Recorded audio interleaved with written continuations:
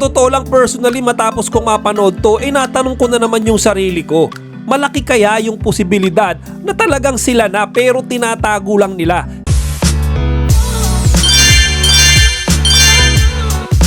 Magandang araw mga kachika! Rigel po ulit ang inyong Chika Patrol. Bago tayo magsimula mga kachika, inaanyahan ko muna kayong mag-subscribe dito sa ating munting channel para palagi kayong updated sa mga latest at nagte-trending na mga showbiz balita. Abot langit na naman ang kilig ng mga Kim Pao fans dahil sa ibinahagi ni Kim ng mga behind the scenes ganap bago magsamula yung kanilang MediaCon sa What's Wrong with Secretary Kim. Ayun ang nakakatuwa mga kachika, no? Marami yung kinilig doon sa nakaraang MediaCon nila. Pero mas marami yung kinilig ngayon matapos nilang makita yung sweetness ng Kim Pao kapag sila ay wala sa harap ng kamera. Base kasi mga kachika, dito sa mga videos na isinare ni Kim Chiu sa mismong Facebook page niya, mapapanood natin mga kachika, na daig pa nila ni Paolo Abilino yung magjowa Sa totoo lang mga kachika, sobrang komportable sila sa isa't isa, sobrang natural, walang hiya-hiya. Kumbaga pag sa harap ng camera nakikita natin sila na medyo awkward, medyo may konting shyness. Alam niyo yun, hindi sila masyadong makatingin sa mata ng isa't isa. Pero mga kachika, kapag pala walang camera sa tapat nila, para na silang mag-asawa.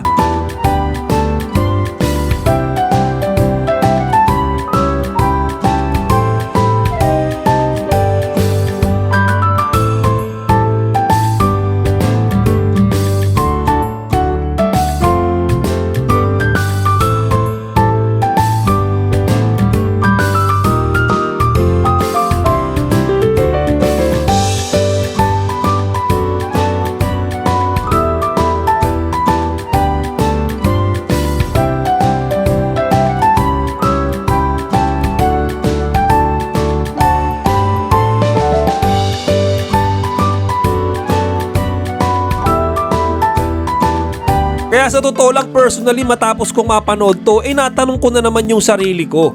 Malaki kaya yung posibilidad na talagang sila na pero tinatago lang nila? Kagaya nung napag-usapan natin sa last content ko, di ba? Meron silang kaibigan na naglaglag sa kanila na meron talagang relasyon ang Kim Pao pero ayaw pa nilang isa publiko. Hinihintay pa daw ni Kim at ni Paolo yung tamang panahon bago nila ito ibahagi sa atin. Kaya matapos magputukan itong mga videos na ito na mismong si Kim pa yung nagbahagi sa atin, lalong lumakas yung kutob ko mga kachika na totoo nga siguro na meron talagang relasyon ang Kim Pao na itinatago pa nila sa kanilang mga fan. Samantala, meron ding ibinahagi si Kimi na isang video kung saan ibinabandera niya yung resulta ng kanyang treatment sa Belo Medical Group.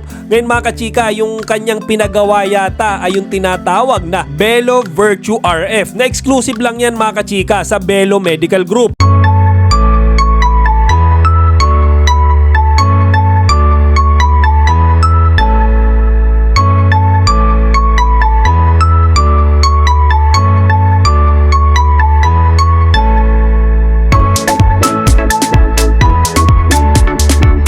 Kaya hindi na ako nagtataka mga kachika, no? Na tuwing nakikita ko si Kimi, parang lalo siyang gumaganda. Yan din siguro yung reason. Bukod syempre sa pagkakaroon ng mabuting ugali. Kaya si Paolo Abilino, talaga namang in love sa kanya. O siya mga kachika, hanggang dito na lang muna. Sana huwag nyo kalimutang ibahagi yung inyong mga opinion sa nakita nyong sweetness ng Kim Pao sa likod ng camera.